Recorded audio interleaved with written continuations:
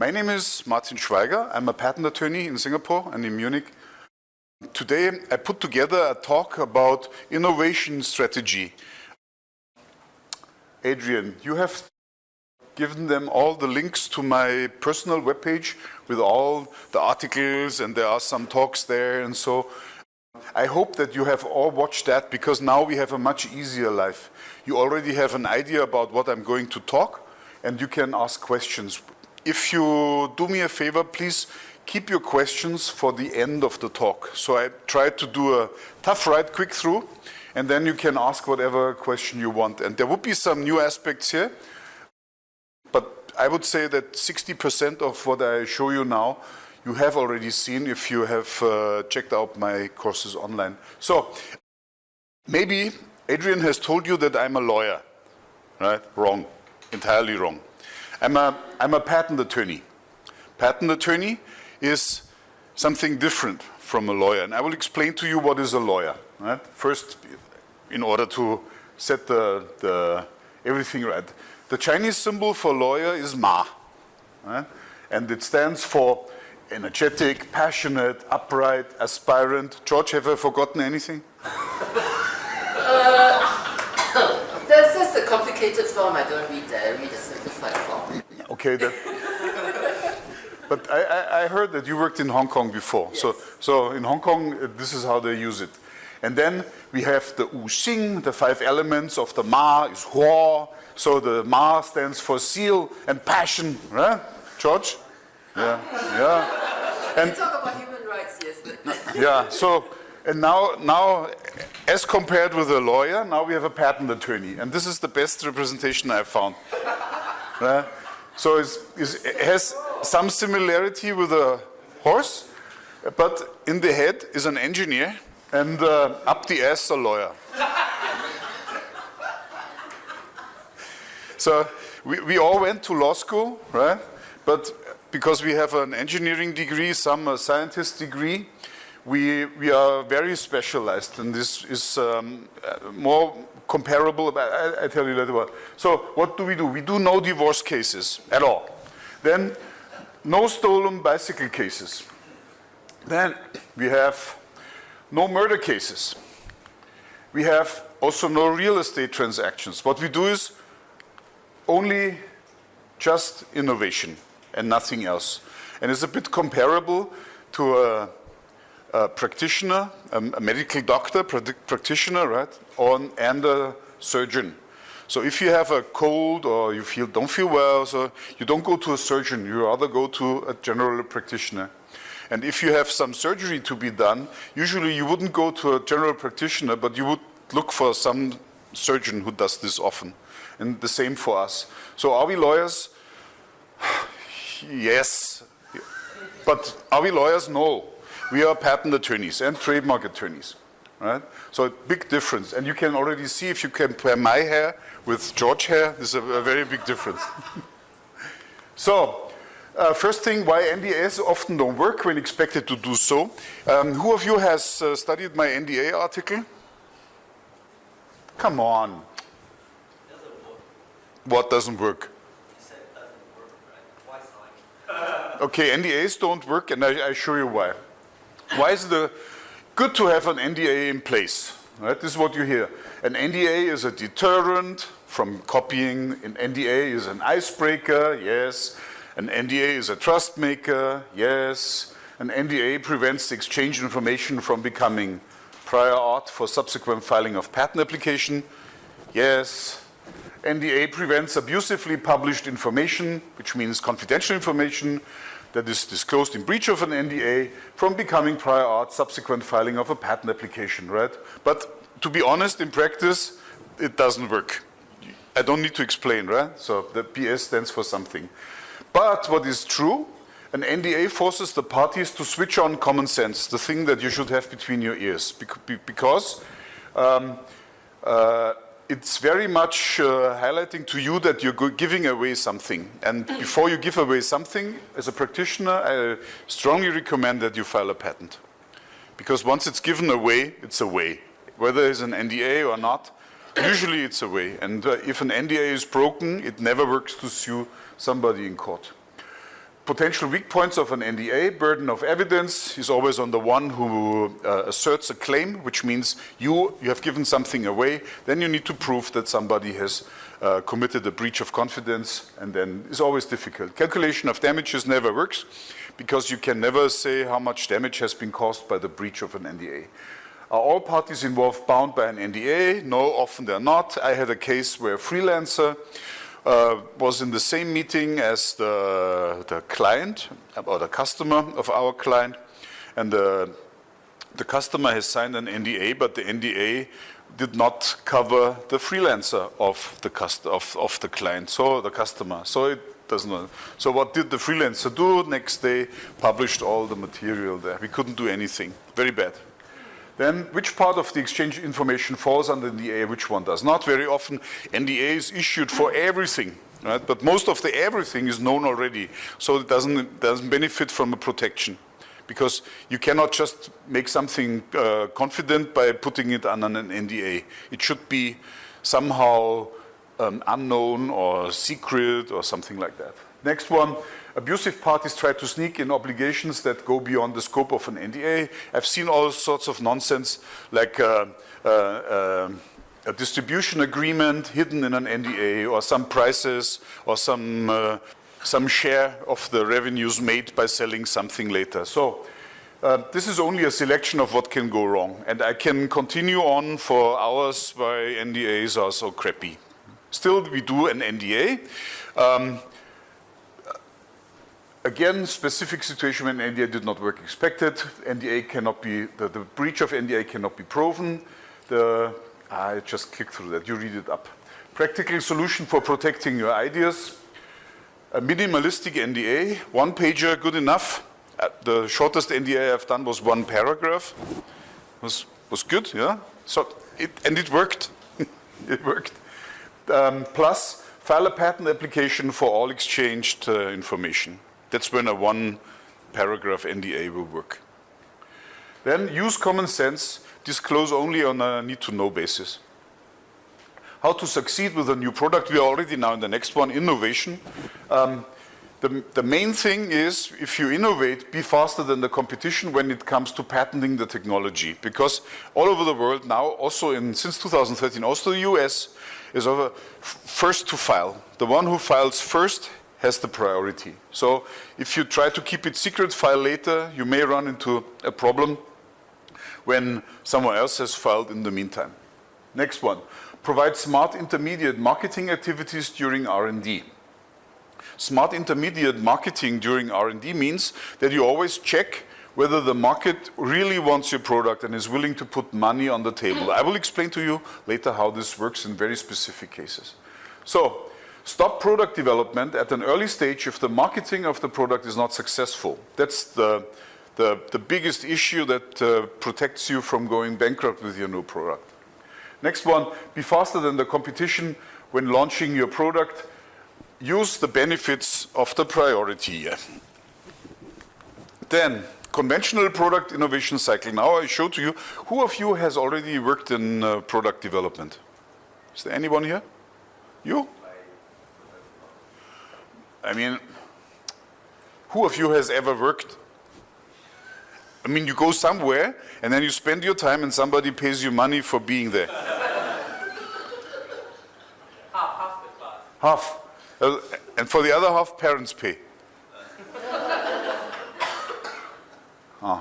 Okay. Good. So this half of the class that has already worked, have you ever worked in building something? In a company that makes things?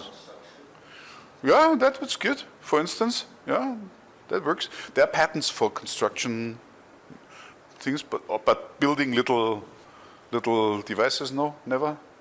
Okay. I have an example of a product that I've developed myself. I mean, I have invented a lot. This is my background. My background is I'm an engineer by training, mechanical. I worked in hydropower, electric, then robotics, then material testing, and a few other stuff. And then when I did all this, I saw that I had to work for my university fees. So when I worked, I had one invention after the other. And then at one point in time, there was a recession in Germany, and I didn't get a job. I was overqualified, probably, too many languages and too many things done. And then all my peers, they decided to enroll themselves in a PhD program. And I also could have done that. I had 2 offers, but I declined that. I became a patent attorney because I wanted to find out how can you use intellectual property to protect your ideas so that you can better exploit them, have a stronger position as an engineer against your employer, or even open your own company, right? So, and then I decided I enroll into that, and that became my passion, my calling actually. So today I'm giving these talks, and I'm currently writing a book about innovation strategy that would show you how to use IP in order to promote your invention, to produce profits, which is the ultimate reason of doing engineering work. So first I need to show you a conventional product innovation cycle. So if you decide you have a very good product, like in one of my talks I used a flower pot warmer or whatever, then it's always usually like that. First, innovation works in a rectangular space. We have the ideation phase, then the conceptual model phase, the prototype phase, and the product version 1.0. This is always how products are done. Somebody under the shower gets an idea of a new product, then he would develop a conceptual model to show people how it works. The conceptual model would become a prototype, and the prototype would ultimately be a product. Then we have also 4 levels, which means 4 steps that we do after the R&D, technical implementation. We do a freedom to operate. Freedom to operate means, can you do what you want to do? For instance, I developed a mosquito trap, new mosquito trap, was very good. Punched a hole into the dengue map of Singapore. You developed? Yes. Was even in the, I was featured in the Straits Times several times. So, and but the problem is that the requirements by NEA in order to run these mosquito traps are so high that the costs of the whole product and the service would be so high that nobody wants to purchase it anymore. Yeah, so that's about freedom to operate. Another option is you can run into patents of somebody else, or in trademarks, or you have licensing issues, or it's too dangerous, or whatever, things like that. Right? So then the third one would be protect your IP, because ultimately, before you go on the market, you want to do marketing, and once you do marketing, everybody would know what you have invented, and then they might patent it for themselves, or they even build it for themselves and become your competitor. And only then you do the market validation. Right? So now, what is the conventional way? We start with a technical implementation of the idea. Let's say we invest $5,000. The next step would be the prototype, the conceptual model. We invest about $25,000 for the conceptual model just to show how it works. Then we have the prototype. Prototype can be $125,000. That's quite realistic for a device. Then ultimately the final product is $1.25 million, which is also realistic for something that can be sold. Once the product is ready and has no more flaws, then people would decide, okay, now I do a freedom to operate. They only check now how much is this. They invest $5,000 for that. Then they do the IP protection, maybe $15,000. $15,000 for the FTO, $15,000 for the protection, and then ultimately they do the marketing, let's say $100,000. And now guess what? The result is 0 orders. When that happens, then the technicians would start to speak up and say, oh, I told you that we cannot sell this product here because it has this flaw and this flaw and this flaw and this flaw. We need to invest more time and more money in order to make a better product. So then the whole circle starts again and over again. So if you calculate the total sum here, we arrive at 1.45 million, and it's down the drain because of 100 new products, only 1 makes it. Right? So the problem is the IP is generated very late, and we have 0 orders, but we have spent 1.6 million. That's something that I see often. It's not something that does not happen. I see it often. I've seen about 100 bankrupt companies, startups mostly, and about 600 unsuccessful products. Why do I see that? When a company goes bankrupt, then the insolvency liquidator usually wants to know from me can I sell the patents and trademarks and internet domains to generate some income for the insolvency.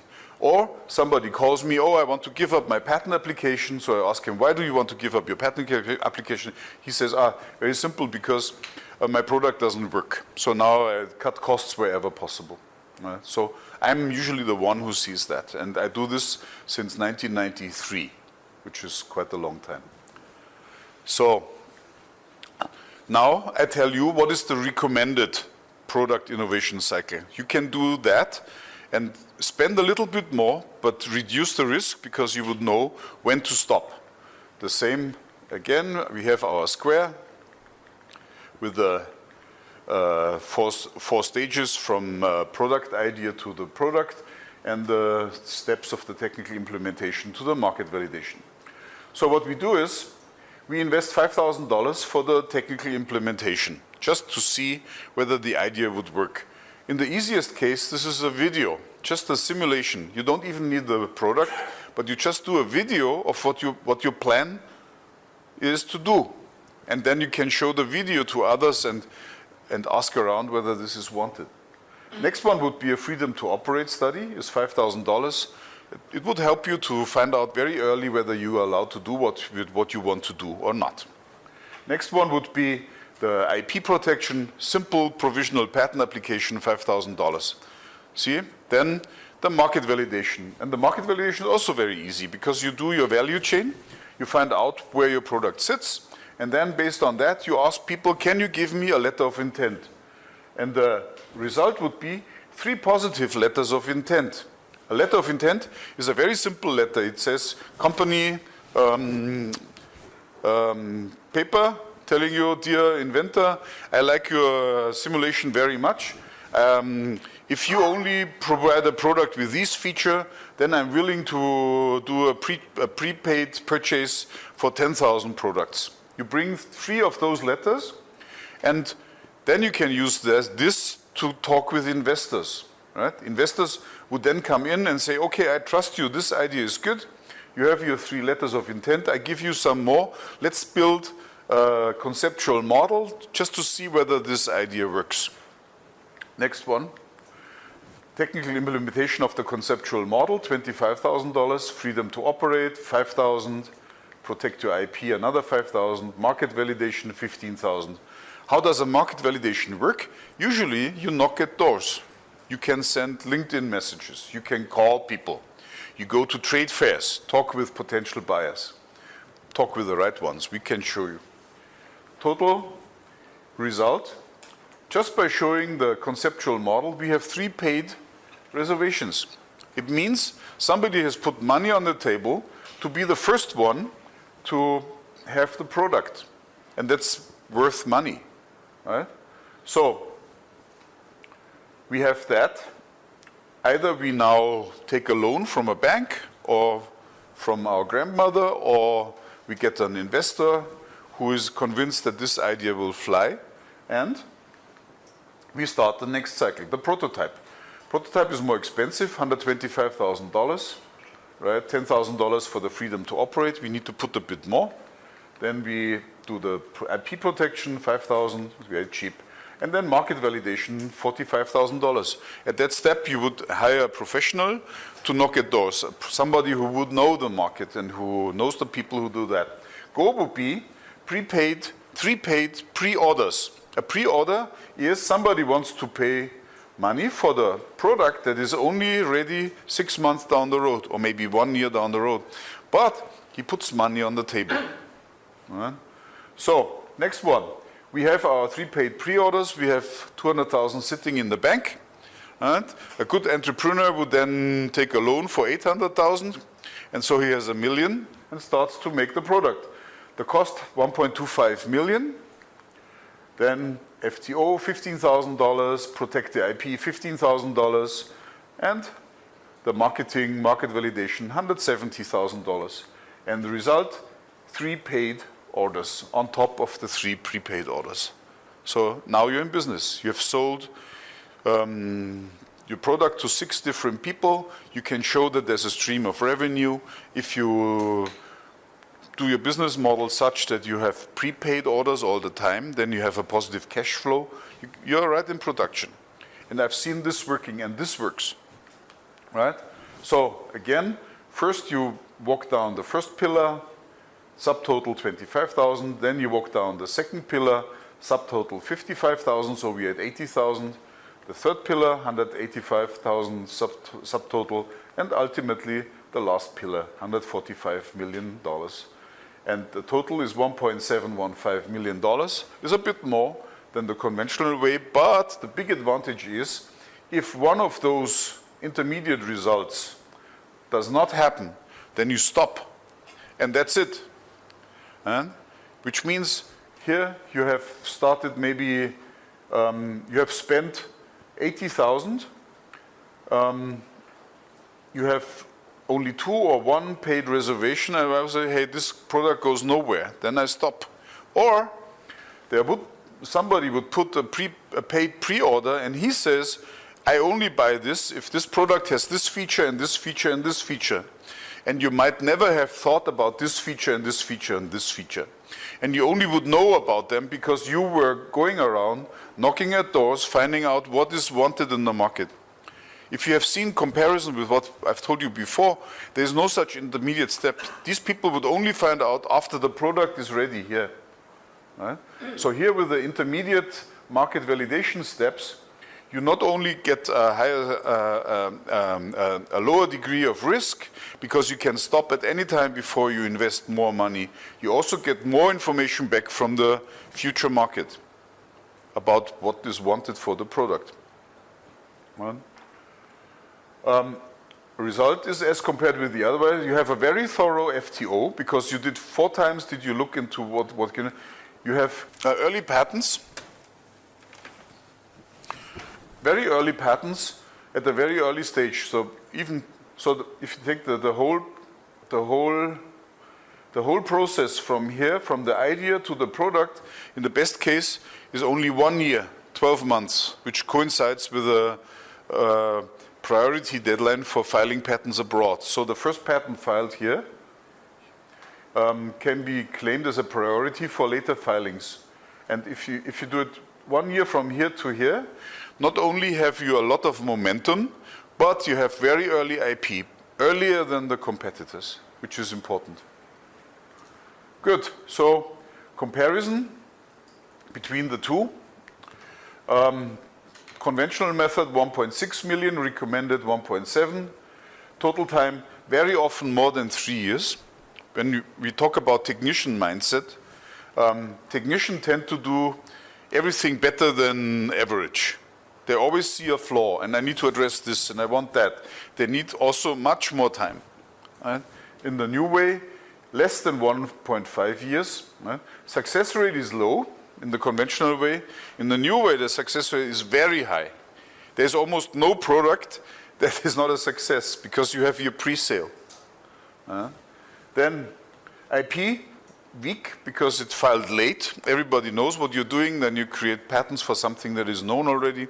In the new way, the patents are very strong because you have very early filing dates. And also the freedom to operate in the conventional way is very weak because usually for the FTO in the conventional way here, companies give you 2 weeks or so. Right? And if you do the FTO on ongoing over a year or 1.5 years, there are so many doubts that come up that you probably have checked your product from all angles. Right? So, now warnings from a patent attorney. Most people in the world have at some point had an idea for a novel product. Almost everybody that I know. Often further thoughts result in a technical product concept which embodies a patentable invention. Right? A common misconvention among inventors is that a raw idea or even a product concept is highly valuable. So just by having an idea, you have nothing valuable because there are so many ideas out there. Right? So idea is worth not even the money for filing a patent. Then a patent can be a useful element of a plan for developing and commercializing a product, but it's not a central element of that activity. I'm a patent attorney, okay? I tell you, patents is not central for innovation. What is central for innovation? First, you need to have the idea. Second, marketing. Without marketing, you cannot sell. Patent is only important to protect yourself from your own marketing, because marketing would talk with people about your invention. So IP is important, yes it is, but it's not the most important. IP is an auxiliary element for marketing, nothing more. I'm a patent attorney, okay? So I'm telling you the truth. Next one. A patent by itself rarely has any commercial value at all. And an idea by itself, without any technical implementation, has even less value. What I see is when we sell patents of bankrupt companies, usually is impossible to sell. Only if there's a technology that goes together with that, is there any value. Okay, I must admit, I have sold patent portfolios in the 2-digit million area. So there are valuable patents, but not for themselves, not by themselves. You always need the technical know-how and the product and the market and all the FT, all the information actually is worth a lot, and you can only sell it if you have a patent. So if you have all those freedom to operate and all the market knowledge and so on, no patent, it's also worth nothing. Okay? But don't you think that you have an invention, then you come to our office, we write a very nice patent for you, and then you get your patent filing or even a granted patent, that anybody would pay money for that document. It's a misconception, it's a myth. Do I need to repeat this? Who has understood what I said? That's important, because I want you to succeed and not to lose money. Everybody understood? Okay? It's important. If you take one thing with you, then it's this. Don't jump the formal steps of getting IP, doing the FTO and market validation for early stages in the product development, even if you believe that you don't need them. I have seen that often. Established companies in the mass production, they do things that cannot be sold. Why don't they do that? We know our market. No, they don't know the market. The problem is that we don't have a glass ball. We cannot predict what features are required. Stop product development at an early stage if the market validation of the product is not successful. Then consider this as a success. So a failure in bringing a product to market is a success if you discover early that it will not work. Don't be discouraged by such a situation. Go for something else. Usually inventors have so many ideas, you can just choose between the ideas. Right? So stop early before it becomes expensive. Okay, now I need to tell you some clinical psychology about, it took me, I study lifelong learning. So I studied clinical psychology since 2015, for 3 years or so. Because I wanted to know, could I possibly screen our inventors? So when they come to our meeting room, could I screen them and find out whether they would be successful or not with their companies? Because as a patent firm, we want clients who are able to pay the invoices. And what usually happens is, they file a patent, and it's expensive. Patent is not cheap, okay? And then after a year and a half or 2, then the whole thing gets very expensive, and they still don't have revenues. So then they start to save here and there, and then you see already, oh, now it's getting tight. And then if you lose a client, it's not good, because it's not what we want. We want success. And so I wanted to find out, can I possibly screen my inventors before we start to work with them? Or if we decide not to work with them, do we send them to our competition? And I found out why they are successful. So I need to, roughly spoken, innovation is done by 3 different mindsets. There's an entrepreneur, there's a technician, and then a manager. The entrepreneurs, they live in the future, technician lives in the present, and the manager lives in the past. And both have things they like, and all 3 have things they like, and also things they do not like. And I show you now more in detail about the entrepreneur and the technician. What is an entrepreneur in the first place? Entrepreneur has a very different view of companies as compared with others. Right? Entrepreneur always sees the customer in the center, always. Because the customer is the one who has the money in the pocket. Entrepreneur wants the money. The customer does business with their customers. Right? So now where's the entrepreneur coming in? The entrepreneur is building a machine. It's called the company. The machine is an automated piece that works and it makes products. And it provides a contribution to the customer so that the customer can do his business. Right? Then in the company there are engineers or technicians.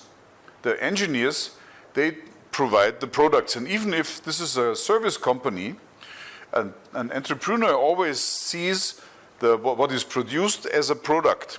You can see a service as a service, like a barber cutting hair, or you can see a service as a product. For instance, if you see a product as a trademark, for instance, as a product, right? You want to achieve something, protection for your name, so we provide a trademark registration. And the trademark registration, as seen by a technician, would be a service, because you come in, then you would discuss, and then we think carefully, and then we do this and that, this and that, and then we write an invoice, and you get the outcome. An entrepreneur sees, oh, a trademark is just a trademark. It's like a shoe or a fridge or something. It's a trademark. And we have engineers who do the product work. That's very important, because also the sales is based on products and not on services. It's very difficult to sell your time as a lawyer. But if you decide that you package your services as solutions for standard problems and sell the solutions as products, then you already have an entrepreneur thinking. Right? So, in addition to the engineers, we have managers. This is the little triangle here. It means an engineer is somebody who enables others to provide technician work. Right? So if you are into management, your job would be to tap people on their shoulders so that they can better do what is required in order to provide products. You use KPIs for that, then also leadership technology. But have in mind now, when you're ready with university, usually university trains you for being an engineer or a scientist, which is also an engineer, or an accountant, which from the perspective of an entrepreneur is also an engineer, an accountant engineer. Right? But they're all working in this box as a machine, they're cogs, and they produce products that are sold. So now we have finally the entrepreneur. The entrepreneur works on the company, but not in the company. Very often an entrepreneur, like myself, has 3 hats. I have an entrepreneur hat, because I need to keep this running. I have an engineer hat, because I still do patent attorney work. Not so much, because I'm also a manager, because I enable others to be faster, more accurate, better quality. So I have 3 hats. Just for the sake of good order, there's also a successor. Right? The successor is the one who would then, in the future, become an entrepreneur. And my goal would be to provide benefit and value, and thereby future, to a successor. And if you want to do business, which I assume that you all want, right, then you should adopt that that structure, because it helped me a lot. And if it helps me a lot, it may also help you a lot. Because it's more, as an entrepreneur, or sometimes engineers try to become an entrepreneur. And all what they do is, they create a box with a job inside, which is disguised as a company. But they never step out of the box and work on the company. They always work in the company. Happens very often in law firms. Very often. There's one guy who creates a box that glorifies himself. Right? And then all the people around would work around this guy, and he makes all the decisions. And once these people become old, they would realize it's very difficult for a successor to come in and take over. Right? And that happens also outside. If you look at those traditional Chinese companies in the shop houses in Katong, Gelang, they're all boxes with the owner inside, and they have products and services, and the owner is a central part of the business. He's making all the decisions. He's sending the money out for the payroll. He would place the orders to the supplier. He would do everything. Right? Let him die, and the thing dies. Let him want to retire. Nobody would want to buy that business. I wouldn't, because unless this guy, I can buy this guy together with the business so that it runs, it will not run, because he carries all the knowledge here. So that's the difference between entrepreneur and an engineer or technician. That is a mindset. That's very important. That's key. Next one. We can measure all this. We can measure the energy that is inside. Energy is mainly determined because of the perceived energy between the engineers. So are they friendly with each other, or do they have a war? Right? War brings energy down. If they're friendly and they work together and there's a lot of win-win, then the energy goes up. You can measure that. We do that in our firm. Then the benefit and value to the customer, we will talk about that. What do customers want? But you can measure that because these people who do the work here, they perceive very well what is the benefit and value to the customer, because they see that on a daily basis. And also the future. You ask these people, does our setup have a future? Do I have a future here? You can measure that, and we do that on an ongoing basis. So now, the three personalities in every growing business.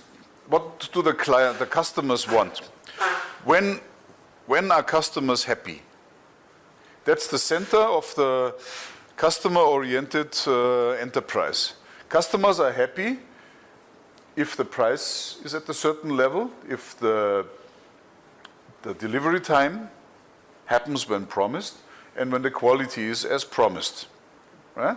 So the customer is happy if all three are in this triangle that has been agreed upon before the purchase. Right? So if you think that customers are only happy if the price is low, you're wrong. Customers expect a value that is measured by price, but not only by price, but also by the quality and also by the delivery time. And technicians very often try to bring the quality up, right, out from the triangle here, which is a lower quality up here. And this would only happen if the price goes up, right, or the delivery time is delayed. So they're unhappy. That's something that is typical for technicians. Right? So the entrepreneur is more in the price circle, the technician is in the quality circle, and the manager in the timeliness circle. Then, how to identify a technician personality? Technicians focus on the present. He strives to make as much possible happen now. A technician loves performing the hands-on work of business. You ask a technician what he wants, and he would say, give me more of what I do already. Right? The technician is happy doing one thing at a time. The technician looks at money as earnings for work performed. He knows that the more produced within the day, the more money made. Therefore, in order to make more money, technicians are always trying to figure out how to do it better and faster. Opa, what happened here? But technicians also think that only they are the ones who do it right. They would never trust the work to somebody else because they think this somebody else doesn't do it right. They will go for high quality. So now let's look at the reality in every stagnating business. There are only two realistic options. First, there are people who don't mind the long delivery time, as long as they get the good quality for a very low price. Right? You see this, you cannot have all three at one time. This is technician speak, nonsense, don't believe it. If you see this, price, quality, delivery time, you can only have two of three at the same time, wrong. This is what technicians write in order to justify their existence. The other one would be that you provide with a very high quality and timely, but then the price would be very high. Actually, that's the better one of the two, because at least they get the margin and then they have the thing. So these are the only two. Most of the technicians that I know, they go for a long delivery time, for cheap price, and for high quality. So, in the reality, in every failing business, first, every failing business reaches a phase of stagnation, right? Where they're either here or here. But if that continues, the quality detaches from the price or the timeliness, right? And short before the point of failure, quality either goes down, right? Or price goes down, or timeliness also goes down. So, and now the deeper reason why people act in a weird way, you have surely seen that, is about empathy, high empathy. There's the cognitive empathy and the affective empathy. And empathy is something that whether can you liaise with somebody. Empathy means, can I read your feelings in your face, for instance, right? And then there's another empathy, which is affective empathy, means, do I want to help if I see something? So you see an uncle in Geylang collecting card boxes, and now assume the bicycle tips over, all the card boxes over the people with a high cognitive empathy say, oh my gosh, this poor uncle, he must be very embarrassed now because he fell in front of the coffee shop. These are people with a high cognitive empathy. The one with an affective empathy think, oh, I must go there and help him because he's an old uncle, right? So if I'm his age, I also want to be helped by others, right?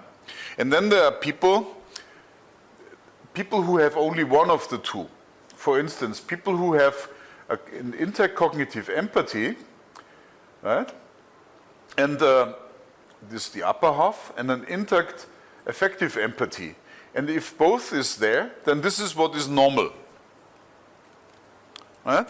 If one is missing, something is wrong. People with a very low cognitive empathy but a high affective empathy are autists.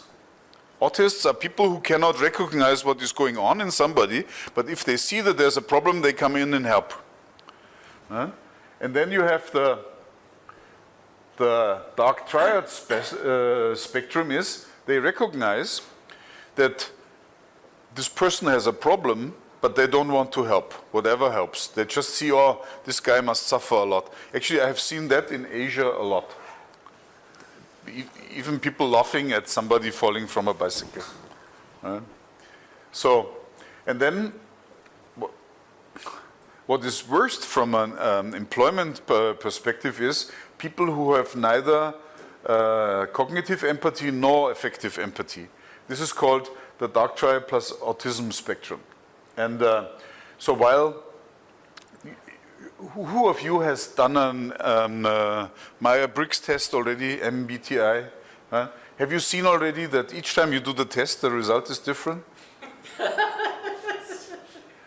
So this is nonsense. This is the MBTI and DISC and 16% is all here in the normal functioning. It's just to help people to better understand that we are not the same. But it wouldn't help you at all to determine whether this guy is a good entrepreneur or not. I tried, okay? The good entrepreneurs, they are here.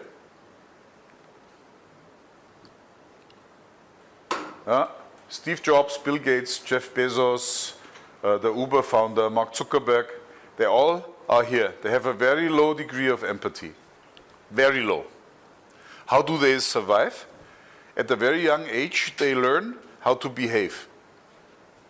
But the behavior or the well behavior is only a mask. If you ask them what they would want to do, they say, I do this. But they know if the uncle falls from the bicycle, they go there and help him, because this is how they survive. Those guys who at the age of 30 still don't know that you helped the uncle with the card boxes, they usually are found in jail. I'm serious. I'm very serious. People in jail, they share the very low degree of cognitive empathy, just that the ones inside the cells don't know how to behave, while the ones outside the cells know. All right? So, as I say this, you have these toy tools for the normal people and maybe also the autists, but you need heavy tools for recognizing the entrepreneurs. I have an entrepreneur test. If this made you curious, please send me a WhatsApp or something. Yeah. Did I do the entrepreneur test with you? Not yet. Not yet. Okay. Does it scare you? But you said the mindset doesn't really work, right? The mindset? No, you need a special mindset. I will tell you what is so special at the mindset. Entrepreneurs need a very low degree of empathy, for instance, sacking employees with a large family. Right? You know business is not well. You look at the weakest link, and the weakest link has a disabled child. And maybe is the only one who makes a living in the family. Right? But you know you need to do something, otherwise the enterprise would go down. Yeah? So this is where you need low empathy. Then you need to enforce organizational changes in your company. There's resistance for doing new things. If you have a high degree of empathy, you can never put this to practice. Doesn't work. Then assert level 1 leadership when necessary. What is level 1 leadership? We have 5 levels of leadership, from driven by force until this is level 1, and level 5 would be people who know what is necessary as a next step. Most are level 3 people, which means they can be led by giving them a task to do.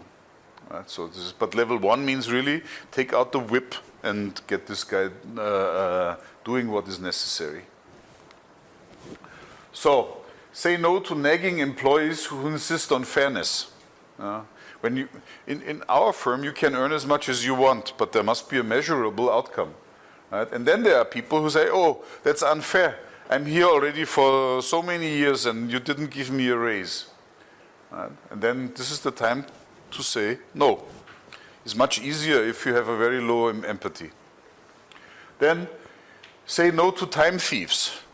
People who come into your office and steal your time and never walk out again. You need to do something about that. You need low empathy. That makes it much easier. Send clients away that are not your core targets. That's very, very difficult for many if they cannot say no. Right? So, next one. Not to crack under pressure, price pressure from potential buyers. People who tell you, oh, I have 5 of you already asked, and now please give me your lowest quote, the lowest price possible. The normal reaction to that would go away. But you need low empathy, because there's always this constant fear that you go bankrupt because of lack of new clients. Right? So the low empathy guys are the better salespeople. Then, not to start work before advance receiving retainer payment. You need low empathy for that, because then some people try to trick you into delivery and without having ever an intention to pay you. Next one. Still sleep well under heavy debt burden. You invested something into something, right? And then the bank wants the payments every month, so many thousands, 15, 20, whatever.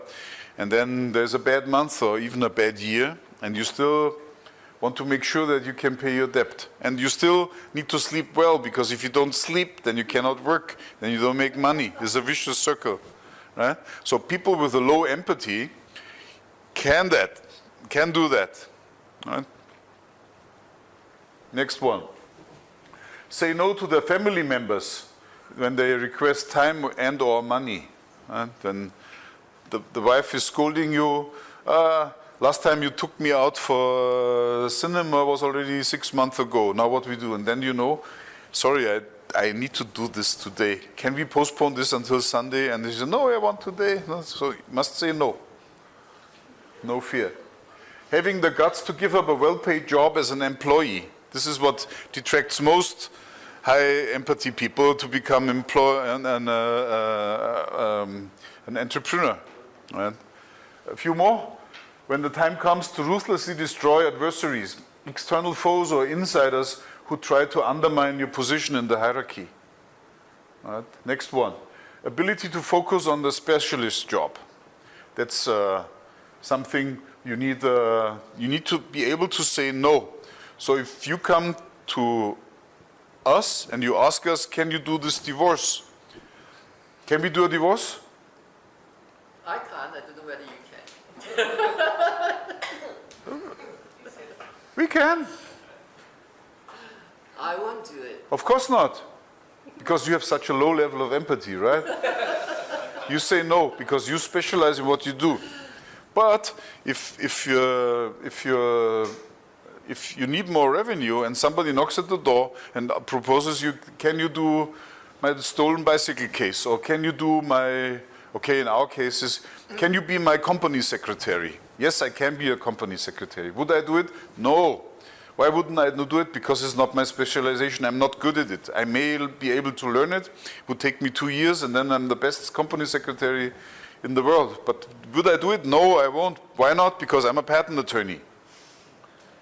And some people crack under the pressure. Then overcome fear before making an investment decision. Do I buy or do I sell? Difficult. Then take over responsibility for something that seems to be far too big. Right? Do I take this portfolio, this patent portfolio, and it has 2,000 patents, and you know that you have only 15 people, but you need to hire 5 more in one go, and you never know how long would this client be there. Takes guts. Next one. Overcome your sensitiveness with respect to critique by others. Difficult often. People get insulted, or they think they get insulted, and then go back and have to cry for 3 hours to get back to the normality. And if somebody insults you, then you could also just wipe the insult off and continue. Next one. Combine all the above with falling ill with cancer, losing a close family member, going through a recession, and others, all together. Right? And there are people who went through that. So, most important, you must be able to make these decisions and still feel good at it. Still feel good at it. People get trained by NLP, I've seen that, so that they go through difficult situations and then they do some relaxation training or whatever, but ultimately they get haunted by their own bad feelings because they cannot swallow all this. So you can cover this for a very long time, but it will ultimately haunt you. So, we have 8 more minutes, right? Okay, how to become a successful entrepreneur. This is in one of my slides. Actually, this is in the slides of the talk last year. So I go through that, tick, tick, tick, tick, and check out my webpage, www.iplawyertools.com. Now it's time for questions. Okay, so you mentioned all the weak points about NDA. Is there any strong points on NDA?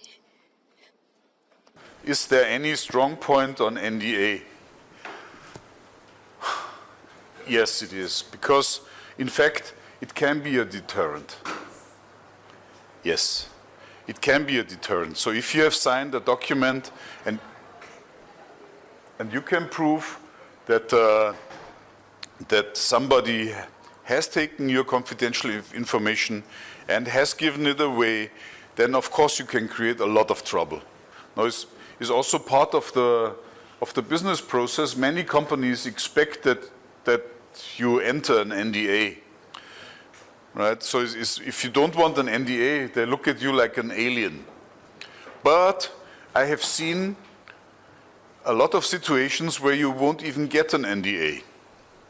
So if you ask me, there are very few strong points for an NDA. So should you patent first, or can you just proceed with the NDA? Or Should you patent first and then proceed?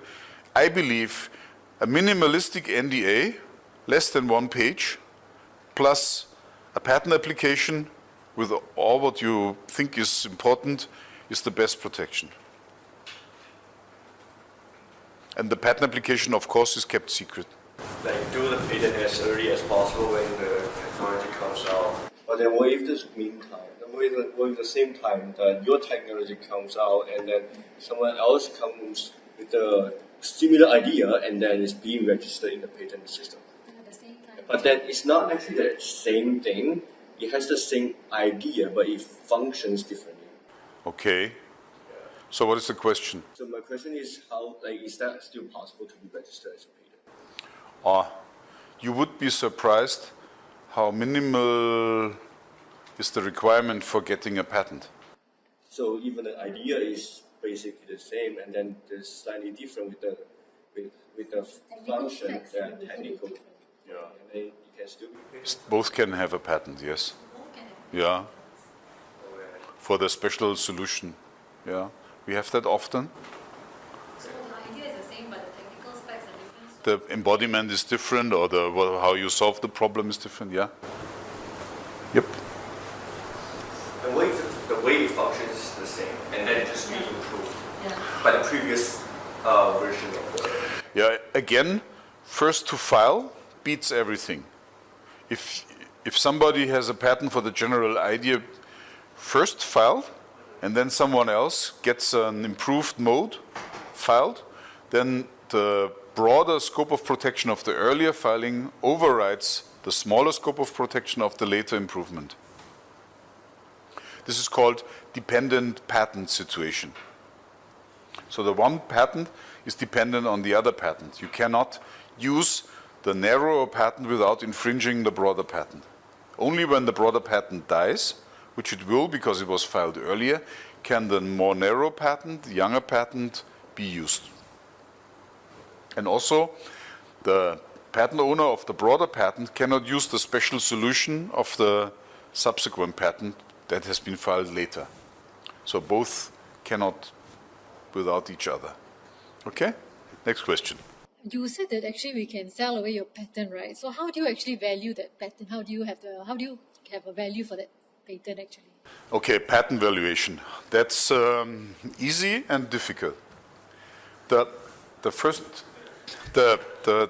It's easy because what is the value of a patent? The value of a patent is the amount of money that somebody is willing to pay for it. So is it, if I'm the one who holds the patent, do I give a value to it, or is there some kind of formulation to give it a market value? There are at least 5 or 6 methods for that. And the easiest one would be that you say, okay, a patent for that technology has been sold by somebody else, similar, right, before. So I think my value is the same as what was the sales price before. Then that's one way. The next way would be you find somebody who is willing to take a license from your patent, license to do. Then you can take the license income similar to payments on a loan. And then you calculate the end value of the total loan as the accumulated license payments plus the interest accumulated over the lifetime of the patent. That would be something. Actually, that's something that I use a lot.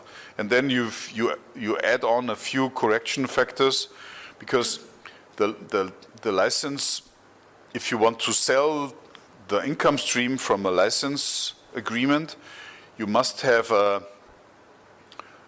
some discount for somebody to put the money on the table, because investors always want to make profit. So you cannot take the annuities as a basis for the value just right away. You need to adapt it to something. Then the next thing is, if you don't have a license or you have only one license in place, so how much is the total market? What is the total market? And what share of the total market would I be able to cover? That also increases the value of the patent, for instance. Yeah. These are only 3 of the many ways that you can apply.